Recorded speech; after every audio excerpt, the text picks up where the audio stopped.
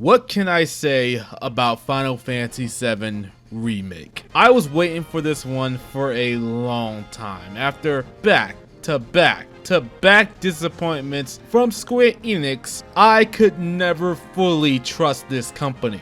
Ever since 2010, Square Enix has been overall, from my viewpoint, they have been a disappointment. Sure, they have had good games released since, like Octopath Traveler, Dragon Quest XI, and totally rehauling Final Fantasy XIV to one of the best MMOs in existence, just to name a few. But the big hitters, the really big hitters that I needed them to come through on, those being Final Fantasy XIII, Final Fantasy XV, and Kingdom Hearts 3, I felt they severely dropped the ball on all three of those games.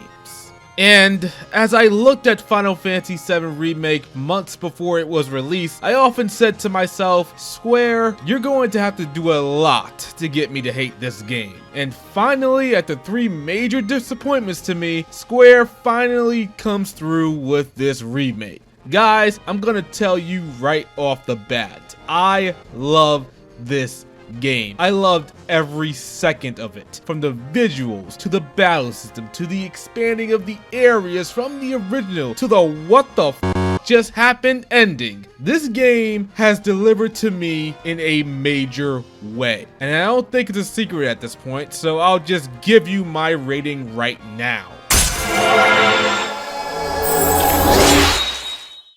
Final Fantasy VII Remake gets an S rank from me. S rank is the highest of the highest rating that I can give a game. This game oozes with detail, fun, and even with all the changes, big and small, this game has respect for its original source material. I won't mention anything about the ending in this video, but I'll just tell you right now, I'm completely and utterly fine with it, and I actually liked everything that went on. So, for now, let's just get into the meat and potatoes of this review. The game is visually phenomenal. Character models and environments are highly detailed. During cutscenes, the game is a treat for the eyes, showcasing the power of the PS4 and the time it took to make this game, while also pushing the normal PS4 to the limit because mine sounded like a damn jet engine as I played the game. The care that went into each major character is probably on the level of ridiculous. Cloud's wavy hair at some points, Tifa's expressions, and the care they put into Barrett's overall design with his glasses, his chains, and his guns, they all look fantastic. The environments are stunning and have a certain life breathe into them. You can really see that the lower areas of Midgar are just absolute crap, and the rubble covering it really gives you a nice sense of immersion. During battle, the visuals hold up nicely, and the particle effects and magic attacks and summoning, they all look whimsical. And thankfully, even with all the action, chaos, and switching between characters mid-battle, the game holds up rather well at a constant 30 frames per second, never once dipping no matter how hectic things got. Even the moments during battle that changed up the camera to a more dynamic camera angle, it all just blends together so well, making for one hell of an exciting experience. All this being said, however, there are two glaring issues with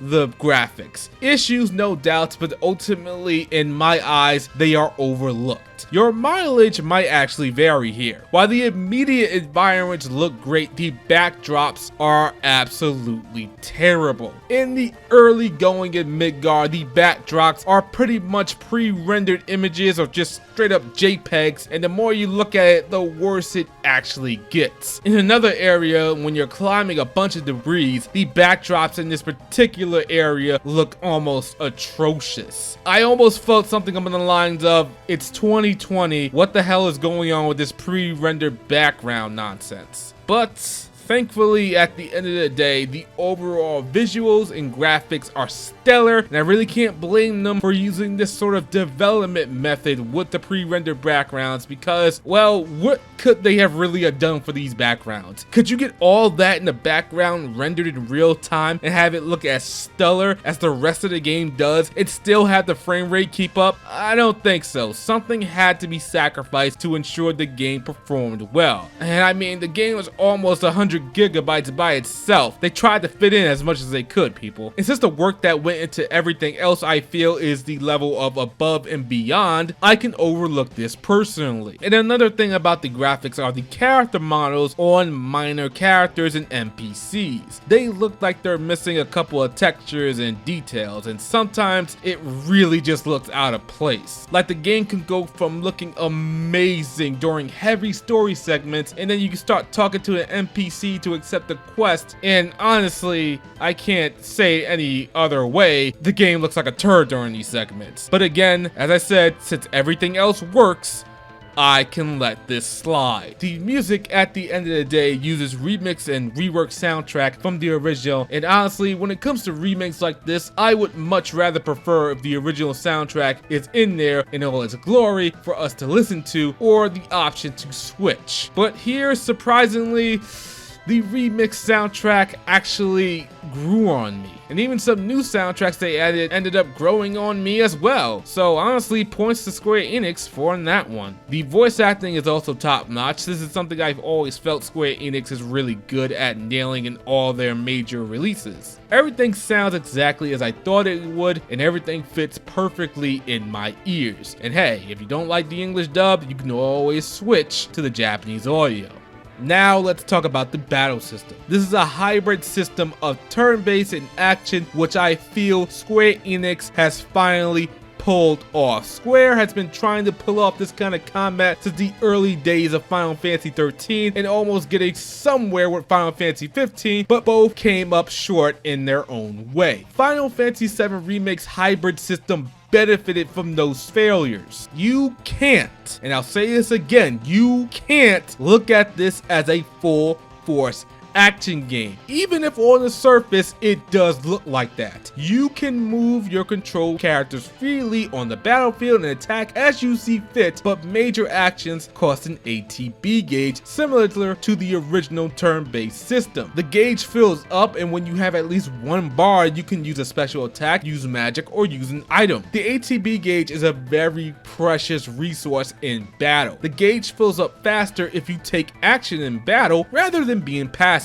There are times where I was low on HP and I had no ATB gauge, so I had to make the choice to either run around and try to avoid the enemy and wait for the ATB gauge to fill, or risk it all and attack for a bit for the ATB gauge to fill up and then back off and be able to heal. Each character has their own ATB gauge and they won't use it unless you give them the command to do so. In battle, just like a turn-based RPG, you can control every character and govern their actions and make use of their ATB. Most of the time, your AI companions will attack, dodge, and back off when the enemy is about to do a major attack. Thank God. There are no settings for your AI companions because you are supposed to be controlling and managing everyone just like in the original turn-based RPG of Final Fantasy VII. You can't just use Cloud and hope Aerith, for example, will heal you automatically. You have to open the battle menu. The game slows down so you can do this, giving you plenty of time to shuffle through the menus to get to Aerith and heal up. There is actually a material that allows you to auto heal though, so that comes in quite handy. Now, each character has their own unique way of battling. Cloud is the sort of all-around attacker that you can use to hit hard and fast. Tifa is a quick striker that utilizes combos to rain pain on her foes. Barret is a long-range attacker, and Aerith can utilize long-range magic attacks. Going further, each character has their own unique action. Cloud can switch to a defensive counter style that will counter most enemy attacks while making his base attacks hit harder. Tifa can combo many of her basic attacks and even combo cancel into special attacks, which is just damn satisfying to pull off. Barret can unleash a barrage of hard-hitting gun attacks that hit the enemy for a lot of damage, and Aerith can charge her magic to unleash a devastating attack.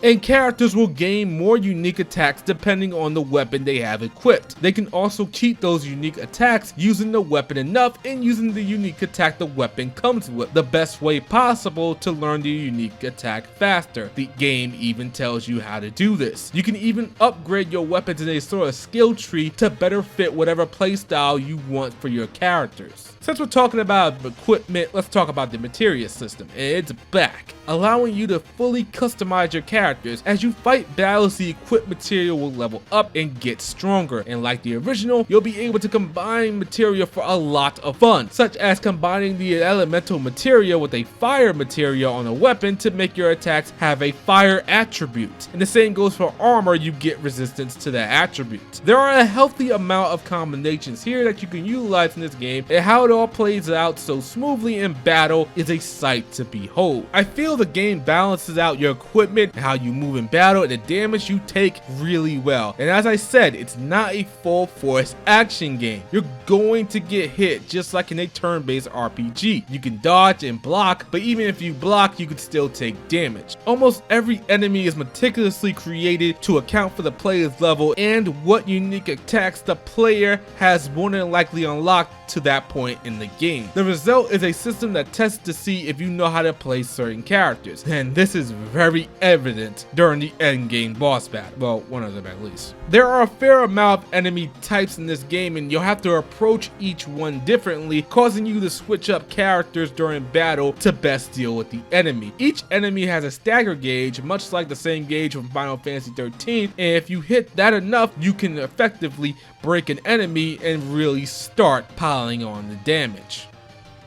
Final Fantasy VII Remake is a carefully crafted game down to its very core. Everything about this game screams that the developers were trying their damnedest to create a game that is not only up to standards for the current year of gaming, but is also paying right homage to the original by expanding on areas in Midgard. Some of these expanded assets are given a fair amount of quests in each new area you visit. Yes, those quests are not in the original, so a lot of people look at these as padding and sort of bloatware, but it adds a layer to Midgard. These might boil down to fetch quests or kill this and kill that, or even finding a bunch of stray cats. But they all feel to me like they add personality to this game. You know, allow me to go to a different game series altogether. Most of the Legend of Heroes Trails of Cold Steel games have quests like these, but I love them there. They virtually function in the same fashion, so I really can't get mad about it here. The amount of dialogue that went into this game for a JRPG is unprecedented, I think.